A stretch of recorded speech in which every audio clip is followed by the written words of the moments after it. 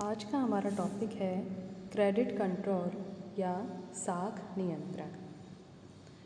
हम ये जानते हैं कि प्रत्येक देश में बैंकिंग व्यवस्था अर्थात वित्तीय व्यवस्था जो समूचे देश की है उसके नियमन और नियंत्रण के लिए हम कह सकते हैं संपूर्ण देश के स्तर पर या केंद्रीय स्तर पर एक बैंक की स्थापना की जाती है जिसे हम केंद्रीय बैंक कहते हैं। केंद्रीय बैंक बैंकिंग संबंधी समस्त कार्य करता है।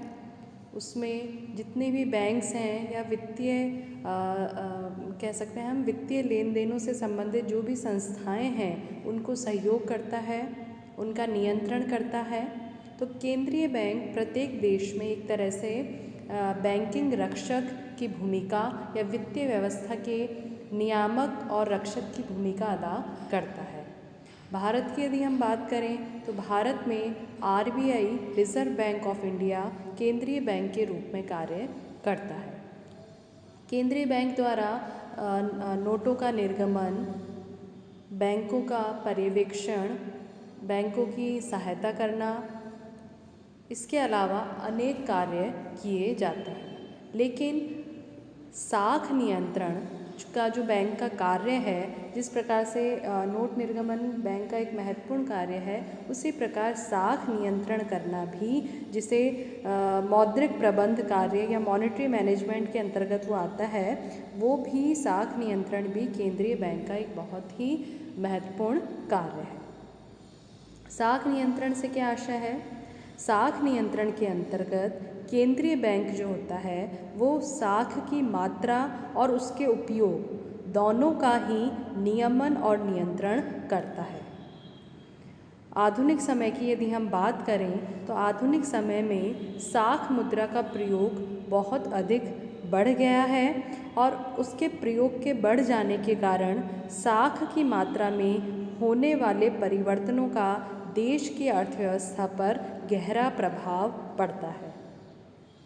इसलिए मुद्रा की मात्रा का नियमन यदि हम कहें तो वर्तमान में बहुत कुछ साख के नियंत्रण से ही संबंधित होता है, क्योंकि मुद्रा में चलन तथा साख दोनों ही सम्मिलित रहते हैं। इसलिए केंद्रीय बैंकों के द्वारा जो मॉनेटरी पॉलिसी, मौद्रिक नीति बनाई जाती है उसमें साख नियंत्रण नीति, क्रेडिट कंट्रोल पॉलिसी जो है उसके भी गुण होते हैं।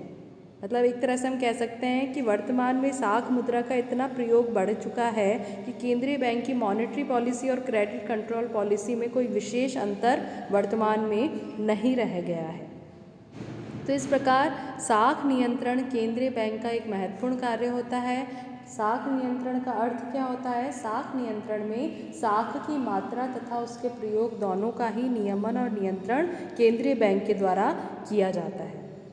अब बात आती है कि साख नियंत्रण क्यों करते हैं या साख नियंत्रण का उद्देश्य क्या होता है।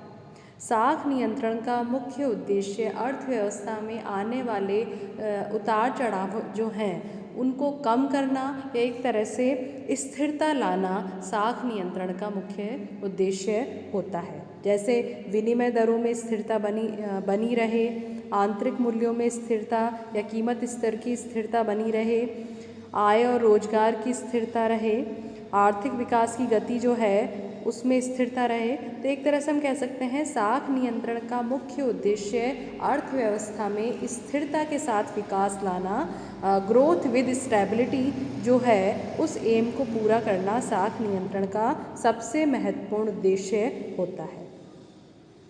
अब केंद्रीय बैंक साख नियंत्रण का कार्य करता है, लेकिन साख नियंत्रण के लिए कौन से मेथड्स, कौन से इंस्ट्रूमेंट्स काम में लेता है।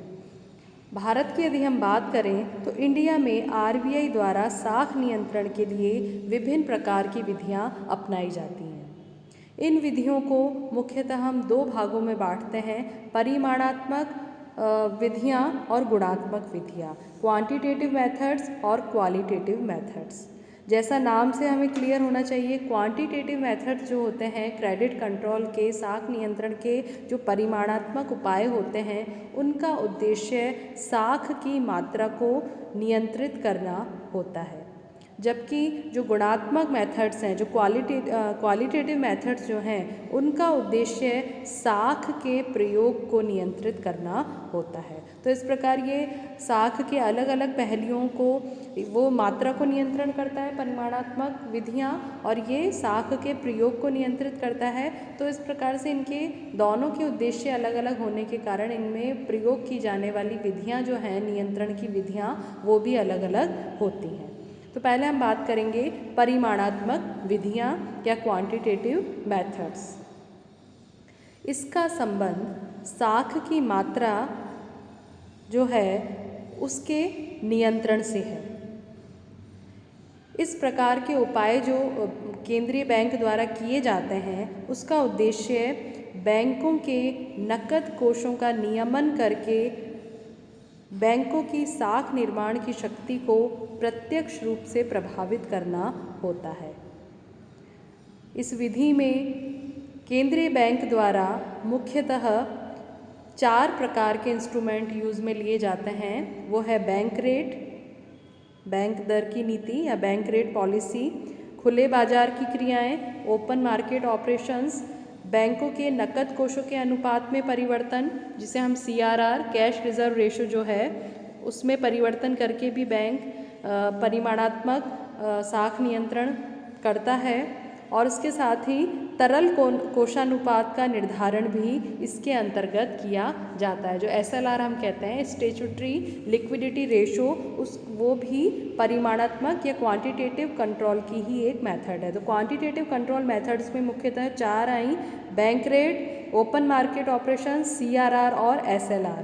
बैंक दर, खुले बाजार की क्रियाएं, नकद कोष और सांविधिक कोषानुपात। इसके बाद आता है हमारा गुणात्मक नियंत्रण विधियाँ, क्वालिटेटिव कंट्रोल मेथड्स। इसमें या इन विधियों का जो उद्देश्य होता है वो साख के प्रयोग को नियंत्रित करना होता है। इन विधियों के द्वारा बैंक की साख निर्माण की शक्ति को बिना प्रभावित किए साख का प्रयोग केवल उन्हीं कार्यों के लिए किया जाता है जिन्हें केंद्रीय बैंक परमिशन देता है। गुणात्मक साख नियंत्रण में अनेक प्रकार की विधियां प्रयोग में लाई जाती हैं, जैसे सेलेक्टिव क्रेडिट कंट्रोल, साख का राशनिंग, प्रत्यक्ष कार्यवाही, नैतिक दबाव और प्रचार। ये क्वालिटेटिव मेथड्स के अंतर्गत आते हैं।